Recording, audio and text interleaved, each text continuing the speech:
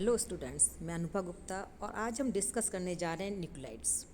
जैसा कि आप जानते हैं, किसी भी एटम के अंदर दो पार्ट होते हैं, सेंटर पार्ट और एक आउटर पार्ट। सेंटर पार्ट को कहते हैं न्यूक्लियस और उसके आउटर पार्ट है जिसमें कि इलेक्ट्रॉन्स रहते हैं। सेंटर पार्ट के अंदर मेनली जो पार्टिकल्स हैं वे हैं न्यूट्रॉन एंड प्रोटॉन। तो न्यूक्लियाइड्स का जो एक तरह से मीनिंग है, मतलब न्यूक्लियस से रिलेटेड। न्यूक्लियस के अंदर जो पार्टिकल्स हैं प्रोटॉन और न्यूट्रॉन, जिन्हें न्यूक्लियॉन्स कहते हैं, ये सभी एटम्स में होते हैं एक्सेप्ट हाइड्रोजन। हाइड्रोजन के अंदर केवल एक प्रोटॉन होता है और न्यूक्लियस का जो द्रव्यमान है वो प्रोटॉन और न्यूट्रॉन की संख्या से मिलकर बनता है। प्रोटॉन की संख्या को उसका परमाणु क्रमांक कहते हैं। किसी भी एटम के एक पार्ट को जिसमें जो करेक्टराइज होता है प्रोटॉन की संख्या और उसके मास से रिलेटेड होता है, उसे हम न्यूक्लियाइड कहते हैं।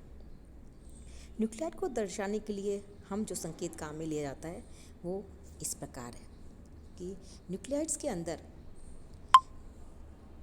जो हम सिंबल काम में लेंगे वह है एक्स है। एक्स के नीचे हमने लिखा है जेड और इसके ऊपर की तरफ लिखा है ए। एक्स यहाँ पर है इसका तत्व का रासायनिक संकेत जो कि हम सिंबल काम में लेते हैं। जेड है उसका परमाणु क्रमांक जो कि नाभिक में प्रोटॉनों की संख्या के बराबर होता है। ए न्यूक्लियाइड की द्रव्यमान संख्या है। नाभिक में न्यूक्लियॉन्स की संख्या जो है न्यूट्रॉन और प्रोटॉन की संख्या मिलाकर उसकी द्रव्यमान संख्या कहलाती है।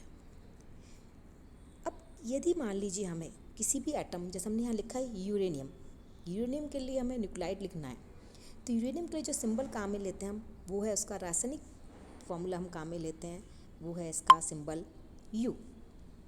नीचे उसका एटॉमिक नंबर है 92 जो कि इस प्रोटॉन की संख्या के बराबर है और उसकी द्रव्यमान संख्या है 235। तो इस तरह से हम यूरेनियम के लिए न्यूक्लियाइड को हम लिख सकते हैं। हम यहाँ कुछ एग्जाम्पल लेकर बता रहे हैं जिनके हम न्यूक्लियाइड्स लिख रहे हैं। फर्स्ट है हाइड्रोजन। हाइड्रोजन के 3 न्यूक्लियाइड हैं, प्रोटियम, ड्यूटेरियम एंड ट्राइटियम। इसके अंदर जो प्रोटियम है, प्रोटियम को हम लिखा है हमने 1H1, इसकी डाउनवर्ड लिखा है 1, इसकी सुपर इसके जो हमने सिंबल ऊपर लिखा है जिसे हम घातांक कहते हैं ये वह 1 है। यहाँ पर प्रोटॉन 1 है, इलेक्ट्रॉन 1 है, न्यूट्रॉन 0 है, इसलिए टोटल मास जो होगा वो 1 के बराबर होगा। ड्यूटेरियम जो कि प्रोटियम से भारी है, वहाँ प्रोटॉन 1 ही है लेकिन इलेक्ट्रॉन और न्यूट्रॉन भी 1 है। ट्राइटियम के अंदर प्रोटॉन 1 है तो यहाँ 1 लिख दिया हमने, और इलेक्ट्रॉन 1 है लेकिन न्यूट्रॉन 2 है, तो टोटल मास हो जाएगा 3।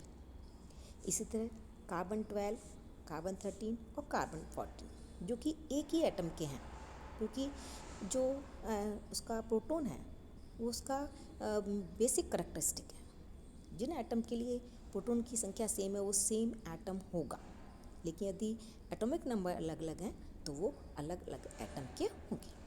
कार्बन के लिए प्रोटॉन की संख्या 6, इलेक्ट्रॉन की 6, न्यूट्रॉन की 6, तो प्रोटॉन और इलेक्ट्रॉन मिला के हो गए, न्यूट्रॉन मिला के 12, तो एटॉमिक नंबर हो गया 6 और उसका एटॉमिक मास हो गया 12।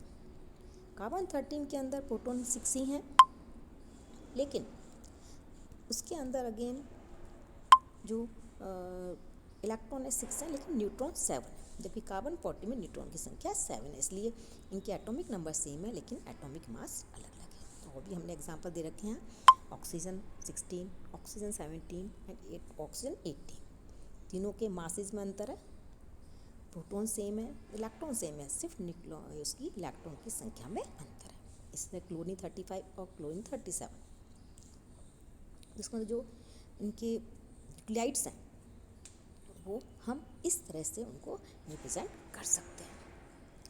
अब हम बात करते हैं न्यूक्लियाइड्स को जो कि हम उसमें कंसीडर देखेंगे हम आइसोटोप्स, आइसोबार, आइसोटोन्स, क्योंकि परमाणु क्रमांक जो है तत्व का मूल लक्षण है, लेकिन जो एटॉमिक वेट है, परमाणु भार है, वो उसका लक्षण नहीं है। तो भिन्न भिन्न तत्व के परमाणु क्रमांक भिन्न भिन्न होते हैं, परंतु प्रत्येक तत्व का परमाणु क्रमांक निश्चित और स्थिर होता है। तो हम करने जा रहे हैं आइसोटोप्स। आपने पहले भी इस चीज़ को देखा हुआ होगा कि आइसोटोप किन्हें कहते हैं। वे परमाणु जिनके परमाणु क्रमांक समान है लेकिन उनकी एटॉमिक द्रव्यमान संख्या, एटॉमिक नंबर अलग अलग होते हैं, उन्हें हम कहते हैं आइसोटोप समस्थानिक। मतलब एटम सेम रहेगा, सिर्फ उनके एटॉमिक नंबर अलग अलग होते हैं। इसमें मतलब जो आइसोटोप्स हैं किसी एक ही एटम के होते हैं। जैसे ऑक्सीजन है, ऑक्सीजन के लिए जो है सिंपल जो हम केमिकल सा फॉर्मूला हम लिखते हैं रासायनिक के अंदर, वो ऑक्सीजन को हम O से डिनोट करते हैं। तो ऑक्सीजन है, तीनों में ही ऑक्सीजन के 3 आइसोटोप्स हैं, oxygen 16, oxygen 17 and oxygen 18। Atomic number same है, अंतर किसमें है? इनके न्यूट्रॉन की संख्या में। तो यहाँ पर न्यूट्रॉन 8 है, 17 के अंदर 9 है और 18 ऑक्सीजन के अंदर वहाँ पर 10 न्यूट्रॉन्स हैं। इसी प्रकार क्लोरीन के लिए 2 आइसोटोप्स हैं, 13, 5 एंड 37। इनमें भी प्रोटॉन की संख्या 17 है, सिर्फ इनकी एटॉमिक मास अलग है क्योंकि न्यूट्रॉन की संख्या अलग अलग है। आइसोटोप्स को पीरियोडिक टेबल में एक ही आवर्त सारणी में अलग अलग स्थान न देकर एक ही स्थान पर पाते हैं क्योंकि इनका एटॉमिक नंबर बिल्कुल सेम है। अब कुछ हम कैसे कुछ एटम्स हैं जो आइसोटोप्स हैं, उनके एटॉमिक नंबर जो है फ्रैक्शनल नंबर में होते हैं। अब फ्रैक्शन नंबर में किस तरह से हो सकते हैं? क्योंकि जो एटॉमिक नंबर है प्रोटॉन, न्यूट्रॉन और जो इलेक्ट्रॉन है वे फ्रैक्शन नंबर में नहीं होते हैं, वो होल नंबर में होते हैं। लेकिन तब भी कुछ एटम्स हैं जिनके एटॉमिक मास जो है फ्रैक्शन नंबर में, जैसे क्लोरीन है। क्लोरीन का जो हम एटॉमिक मास देखते हैं हम लिखते हैं 35.5, क्योंकि इसके कारण है कि जो क्लोरीन है उसके दोनों आइसोटोप्स हैं 35 और 37 3:1 रेशो में मिलते हैं। तो इसलिए क्लोरीन का जो औसत वेट परमाणु भार होगा वो हम किस तरह निकालेंगे? 3 × 35 + 1 × 37 / 4। तो जो हमारे पास आएगा 35.5 आता है। मतलब फ्रैक्शनल नंबर में भिन्नात्मक होता है और यूनिट है एटॉमिक मास यूनिट। तो कुछ केसेस के अंदर एटॉमिक मास फ्रैक्शनल नंबर में है, वो हम उनके आइसोटोप्स को नेचर के अंदर किस रेशो में उसके आधार पर हम उन चीज़ को कैलकुलेट कर लेते हैं। नेक्स्ट हम ले रहे हैं आइसोबार्स। आइसोटोप्स हमने देखे, अब हम देख रहे हैं आइसोबार्स क्या होते हैं।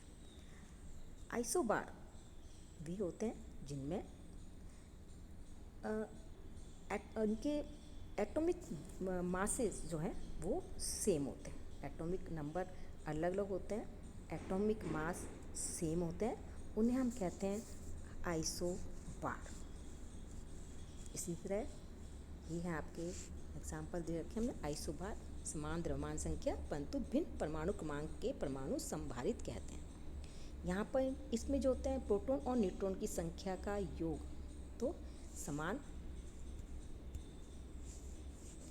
प्रोटॉन और न्यूट्रॉन की संख्या का योग जो है,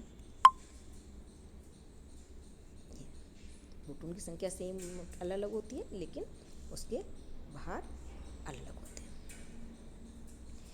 for example sir argon, krypton, potassium and calcium, तीनों में एटॉमिक वेट सेम है, अंतर किसमें है? एटॉमिक नंबर में। आर्गन का 18 है, पोटेशियम का 19 और कैल्शियम का 20। तो इसका मतलब वे एटम्स जिनके एटॉमिक भार वेट सेम है, एटॉमिक नंबर अलग अलग होते हैं, उन्हें हम कहेंगे आइसोबार्स। तो निर्भर किस पे करेगा? प्रोटॉन और न्यूट्रॉन की संख्या पर, वेट सेम रहेगा। इसी तरह कार्बन 14, नाइट्रोजन 14, दोनों में एटॉमिक नंबर अलग है लेकिन एटॉमिक वेट सेम है। कार्बन के अंदर 6 एटॉमिक नंबर, तो प्रोटॉन कितने हैं? 8, नाइट्रोजन इसमें 7 है और प्रोटॉन की संख्या है, न्यूट्रॉन की संख्या 7। इस तरह आयरन और निकिल 58, ये है आइसोबार्स। इसका मतलब यदि आपके पास कोई न्यूक्लियोटाइड लिखा है उसके एटॉमिक वेट सेम है, एटॉमिक नंबर अलग है, वो इसका मतलब एक दूसरे वो आइसोबार पार्ट्स हैं। थर्ड हम ले रहे हैं isotones. Isotones, iso means same, कुछ ना कुछ चीज़ उनमें सेम होगी। तो आइसोटोन मतलब वे न्यूक्लियाइड्स जिनमें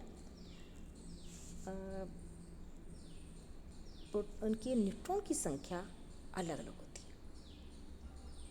न्यूट्रॉन की संख्या अलग अलग, आइसोटोन्स में जिन न्यूट्रॉन की संख्या समान होगी उन्हें हम कहेंगे आइसोटोन्स। तो यहाँ पर देखिए सिलिकॉन और फास्फोरस है। सिलिकॉन के अंदर जो एटॉमिक नंबर है वो 14 है और 15 है फास्फोरस के अंदर, और सिलिकॉन का एटॉमिक वेट है 30 और फास्फोरस का 31। तो यदि हम देखते हैं तो सिलिकॉन के अंदर जो प्रोटॉन की संख्या कितनी होगी 30 माइनस 14, तो ये हो गई आपकी 16। इस तरह फास्फोरस के अंदर कितनी हो गई 31 माइनस 15, ये भी 16। दोनों में ही न्यूट्रॉन की संख्या समान है, इसलिए इसे हम कहेंगे isotones. It means way nucleotides जिनमें प्रोटॉन की संख्या अलग अलग हो सकती है और एटॉमिक वेट अलग होगा, लेकिन न्यूट्रॉन की संख्या सेम होगी, उन्हें हम आइसोटोन्स कह देंगे। इस तरह पोटेशियम और कैल्शियम, कार्बन, नाइट्रोजन, इनके अंदर भी एटॉमिक नंबर अलग है, एटॉमिक वेट अलग है, लेकिन प्रोटॉन की संख्या समान है। कार्बन 13 के अंदर न्यूट्रॉन की संख्या है 13 माइनस 6 7, नाइट्रोजन के अंदर भी 14 माइनस 7 7 सेम है। पोटेशियम के अंदर 39 माइनस 19 कितने हो गए 20। इसी तरह 40 माइनस 20 20। इन सब में न्यूट्रॉन की संख्या सेम है, तो उन्हें हम कहेंगे आइसोटोन्स।